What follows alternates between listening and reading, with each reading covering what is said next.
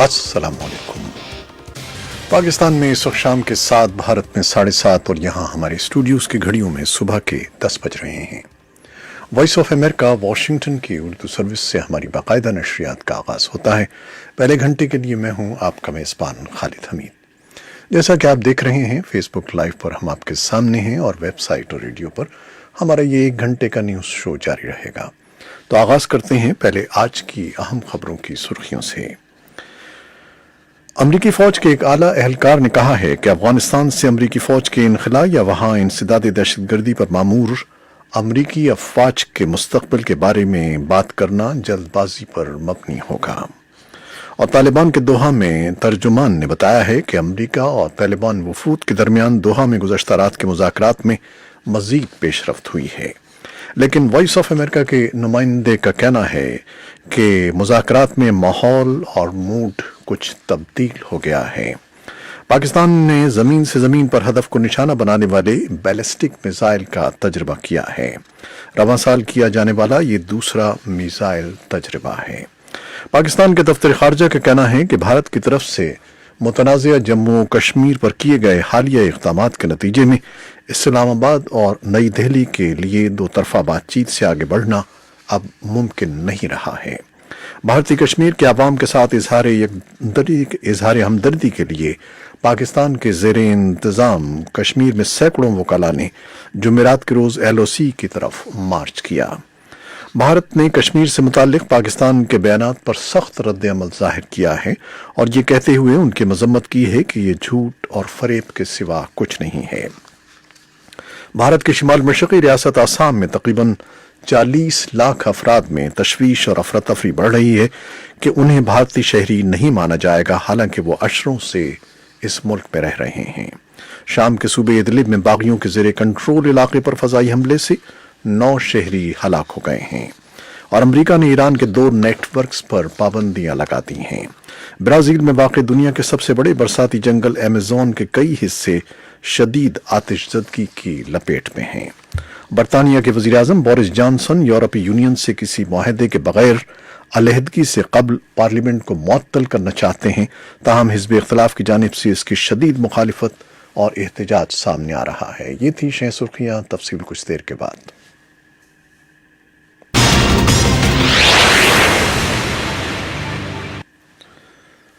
अमरीका और तालिबान के दरमियान अमन मुज़ाकरात फैसला कुन मरहले में दाखिल हो चुके हैं। वहीं अमरीकी फ़ौज के एक आला एहलकार ने कहा है कि अफगानिस्तान से अमरीकी फ़ौज के इनखला या वहाँ इंसदाद दहशतगर्दी पर मामूर अमरीकी अफवाज के मुस्तकबिल के बारे में बात करना जल्दबाजी पर मबनी होगा।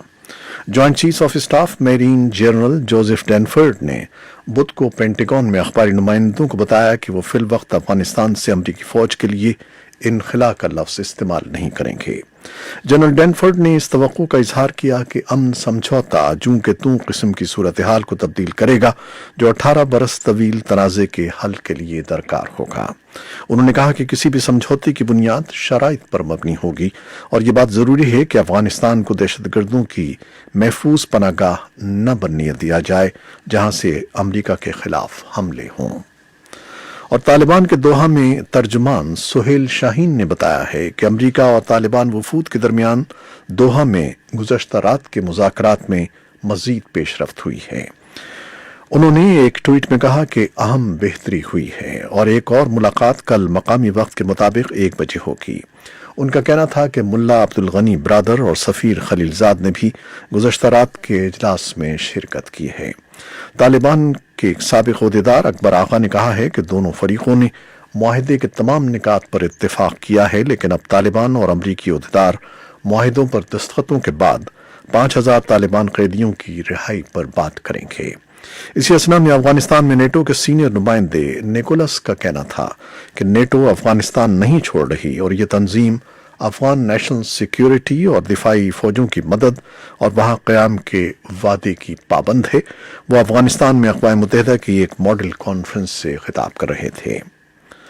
और वॉइस ऑफ अमेरिका के नुमाइंदे के मुताबिक बज़ाहिर माहौल और मूड कुछ तब्दील हो गया है। मंगल को लग रहा था कि जैसे किसी भी लम्हे अमन मुआहदा तय पा जाएगा, जबकि बुध के रोज़ इस सिलसिले में किसी फरीक की जानिब से जल्दी नज़र नहीं आई।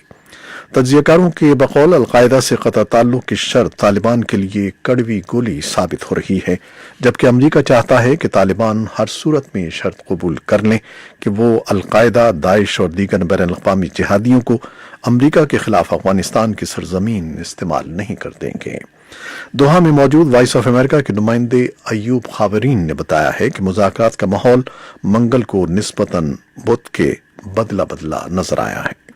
منگل کو لگ رہا تھا کہ امریکہ کے خصوصی نمائندے زلمے خلیل زاد کسی بھی لمحے افغانستان روانہ ہو جائیں گے، جہاں وہ طالبان کے ساتھ طے پانے والی شرائط اور معاہدے پر افغانستان کی حکومت اور اتحادیوں کو اعتماد میں لیں گے، لیکن ایسا نہیں ہو سکا۔ اگرچہ توقع اب بھی موجود ہے کہ مسٹر خلیل زاد کوئی معاہدہ طے کرنے میں کامیاب ہو جائیں گے، لیکن بدھ کو ان کے الفاظ میں فریقین کے مذاکرات کاروں کا وہ موڈ نظر نہیں آیا جو منگل کے روز تھا۔ پاکستان نے زمین سے زمین پر ہدف کو نشانہ بنانے والے بیلسٹک میزائل کا تجربہ کیا ہے۔ رواں سال کیا جانے والا یہ دوسرا میزائل تجربہ ہے۔ پاکستانی فوج کے شعبہ تعلقات عامہ کے ڈائریکٹر جنرل نے ایک ٹویٹ میں کہا ہے کہ رات کی تاریکی میں زمین سے زمین پر 290 کلومیٹر فاصلے تک ہدف کو نشانہ بنانے والے میزائل غزنوی کا کامیاب تجربہ کیا گیا ہے۔ D G I S P R کے مطابق بیلسٹک میزائل متعدد قسم کے جوہری ہتھیار لے جانے کی صلاحیت رکھتا ہے۔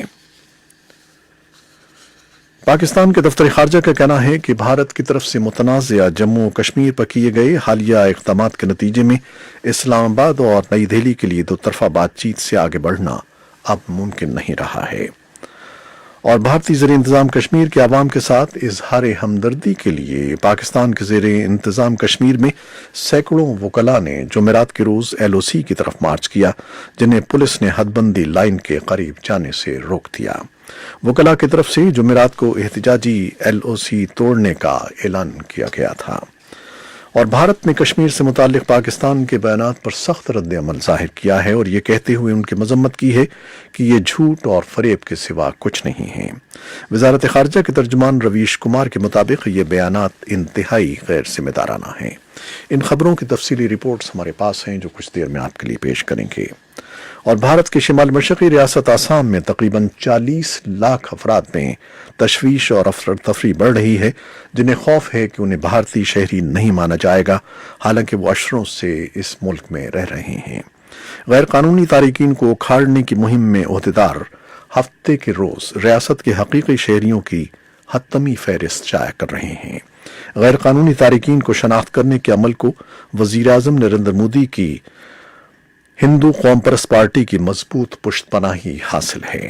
ریاست کے 33 لاکھ رہائشیوں سے، جن میں بیشتر غریب اور ان پڑھ ہیں، کہا گیا ہے کہ وہ اپنے دستاویزات دکھائیں کہ وہ یا ان کے آباء و اجداد مارچ 1971 میں بنگلہ دیش کی آزادی سے پہلے آسام میں مقیم تھے۔ انسانی حقوق کے کارکنوں کا کہنا ہے کہ یہ ان لوگوں کے لیے کسی ڈراؤنے خواب سے کم نہیں ہے۔ شام کے صوبے ادلب میں باغیوں کے زیر کنٹرول علاقے پر فضائی حملوں سے 9 شہری ہلاک ہو گئے ہیں۔ خبر رساں ادارے رائٹرز کے مطابق شام کے شمال مغربی علاقے مارات النعمان نامی علاقے میں فضائی حملے کیے گئے، جہاں سے ہزاروں افراد گزشتہ 2 ہفتوں میں حملوں کے ڈر سے نقل مکانی کر چکے ہیں۔ فضائی حملوں کے بارے میں بتایا جاتا ہے کہ ان حملوں میں روس یا شام کے طیارے استعمال ہوئے ہیں، جبکہ اس کارروائی میں کم از کم 9 شہری ہلاک اور متعدد کے زخمی ہونے کی اطلاعات ہیں۔ امریکہ نے ایران کے 2 نیٹ ورکس پر پابندیاں لگا دی ہیں، جن کے متعلق اس کا کہنا ہے کہ ان کا تعلق ایرانی حکومت سے ہے اور وہ خود کو پردے میں رکھ کر زیادہ تر ایرانی افواج کو فائدہ پہنچا رہے ہیں۔ امریکہ کے محکمہ خزانہ نے بدھ کے روز کہا کہ ان میں سے ایک نیٹ ورک ایرانی شہری حامد دہقان کے زیر نگرانی چلایا جا رہا ہے، اور وہ LLC کے CEO ہیں، اور وہ اب تک صنعت اللہ کے مینیجر ہیں اور چیئرمین بورڈ کے رکن ہیں۔ برازیل میں واقع دنیا کے سب سے بڑے برساتی جنگل ایمیزون کے کئی حصے شدید آتش زدگی کی لپیٹ میں ہیں۔ یہ جنگل برازیل سمیت 8 ملکوں اور علاقوں میں پھیلا ہوا ہے۔ ایمیزون کا 40% حصہ برازیل میں ہے، جو آتش زدگی سے زیادہ متاثر بھی ہوتا ہے۔ برازیل کی حکومت آگ بجھانے کی کوششیں کر رہی ہے، اور فوج کے ہزاروں اہلکار آگ پر قابو پانے میں مصروف ہیں۔ برطانیہ کے وزیر اعظم بورس جانسن یورپی یونین سے کسی معاہدے کے بغیر علیحدگی سے قبل پارلیمنٹ کو معطل کرنا چاہتے ہیں، تاہم حزب اختلاف کی جانب سے اس کی شدید مخالفت اور احتجاج سامنے آ رہا ہے۔ بدھ کی رات برطانیہ کے دارالحکومت لندن سمیت متعدد شہروں میں ہزاروں افراد نے مظاہرے کیے اور وزیر اعظم بورس جانسن کے ممکنہ اقدام کے خلاف نعرے بازی کی۔ یہ تھیں وہ خبریں جو فیس بک لائیو پر ہم نے آپ کے لیے پیش کی۔ ویب سائٹ اور ریڈیو پر ہمارا یہ 1 گھنٹے کا نیوز شو جاری رہے گا، ہمارے ساتھ رہیے گا۔ کیمرہ مین فواد الیاس کے ساتھ فیس بک لائیو سے اجازت چاہتے ہیں۔ اللہ حافظ۔